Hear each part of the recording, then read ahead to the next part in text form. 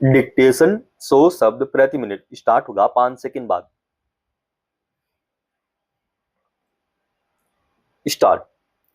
कानून के शासन की यह प्राथमिक जवाबदेही रही है कि अपराध पर नियंत्रण के लिए सभी स्तर पर यथोचित कदम उठाए जाने चाहिए। इसी के समांतर यह भी सुनिश्चित किया जाना चाहिए कि महज आशंका के आधार पर कानून का सहारा लेकर किसी निर्दोष को परेशान करने पर सख्ती से रोक लगे। मगर ऐसे मामले अक्सर सामने आते हैं जिसमें पुलिस सिर्फ आरोप या शक के आधार पर भी किसी को कानून के कटघरे में खड़ा कर देती है। इसके बाद शुरू होती है अदालती सुनवाई की एक लंबी और जटिल प्रक्रिया, जिसके संजाल से निकलना कई बार लोगों के लिए बेहद मुश्किल होता है। गौरतलब है कि सुप्रीम कोर्ट ने शुक्रवार को उत्तर प्रदेश के फतेहपुर जिले में ईसाई मत में सामूहिक धर्म परिवर्तन का आरोप लगाकर कानून के कटघरे में खड़ा किए गए लोगों के खिलाफ दर्ज कई प्राथमिकियों को रद्द कर दिया। अदालत ने साफ कहा कि आपराधिक कानून निर्दोष लोगों को परेशान करने का साधन नहीं हो सकता। दरअसल फतेहपुर में एक विश्वविद्यालय के कुलपति सहित कई अन्य लोगों के खिलाफ दर्ज प्राथमिकी में धर्मांतरण कराने का आरोप लगाया गया था। मगर अदालत ने पाया कि प्राथमिकी में कानूनी और प्रक्रियागत खामियां थीं और विश्वसनीय सामग्री का अभाव था। सवाल है कि अगर इस बुनियाद पर मुकदमे की सुनवाई होती तो कैसा फैसला आता। इस संबंध में अदालत ने उचित टिप्पणी की है कि ऐसे मुकदमों को जारी रखना न्याय का उपहास होगा।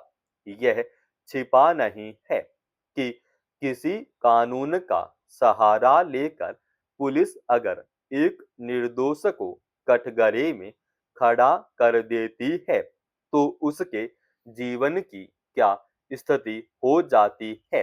हमारे समाज में ज्यादातर लोगों को कायदे कानून की जटिल प्रक्रिया और बारीकियों के बारे में ज्यादा कुछ नहीं मालूम होता है।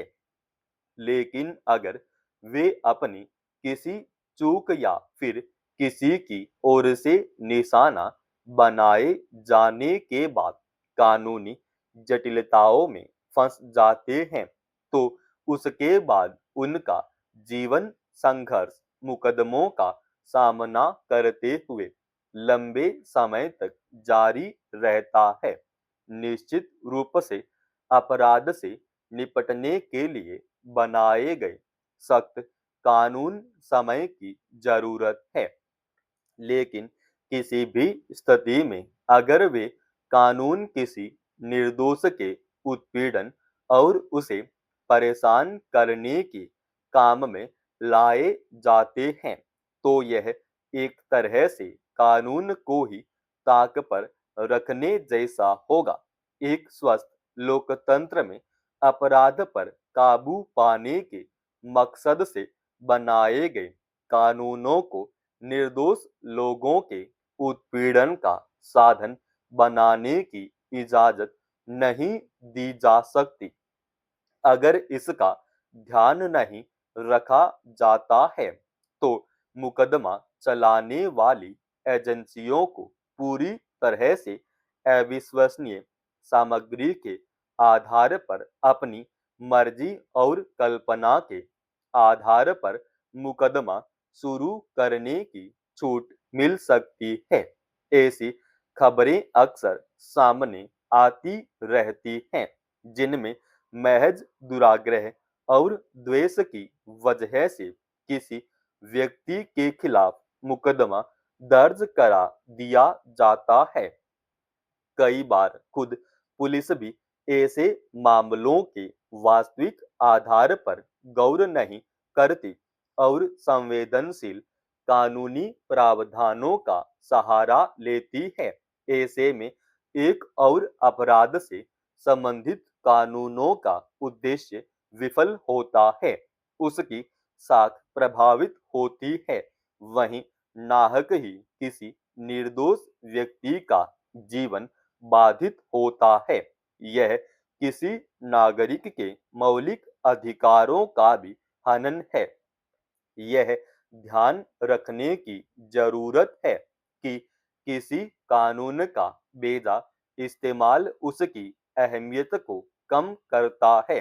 किसी भी विवाद का हल संवाद के सहारे और मिल बैठकर निकाला जा सकता है, मगर दिल्ली विश्वविद्यालय के भीमराव अंबेडकर कॉलेज में जो हुआ उसे किसी भी सूरत में उचित नहीं ठहराया जा सकता। गौरतलब है कि कॉलेज की अनुशासन समिति की बैठक में छात्र संघ की एक पदाधिकारी ने सार्वजनिक रूप से शिक्षक से दुर्व्यवहार किया। सवाल है कि पुलिस की उपस्थिति में छात्रा के भीतर यह दुस्साहस कहां से आया कि उसने समस्या पर संवाद करने के बजाय प्रोफेसर पर थप्पड़ चला दिया।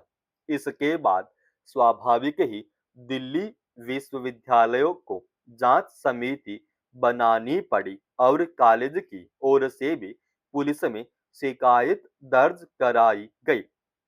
छात्र संघ की पदाधिकारी के रूप में छात्रा अगर विद्यार्थियों की समस्याएं लेकर कॉलेज में गई थी तो क्या उसका समाधान किसी से दुर्व्यवहार करना हो सकता है?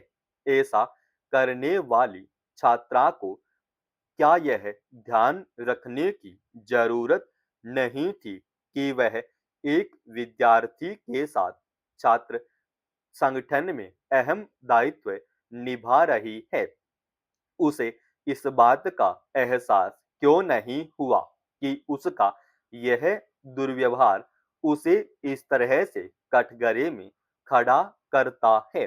अगर उसके पास कोई समस्या या शिकायत थी तो वह मामले को उच्च स्तर पर उठा सकती थी। शिक्षक पर हाथ उठाकर उसने न केवल कानून की परवाह नहीं की बल्कि गुरु शिष्य मर्यादा का भी उल्लंघन किया। बहरहाल मामले के तूल पकड़ने के बाद छात्रा ने माना कि उसे ऐसा नहीं करना चाहिए था।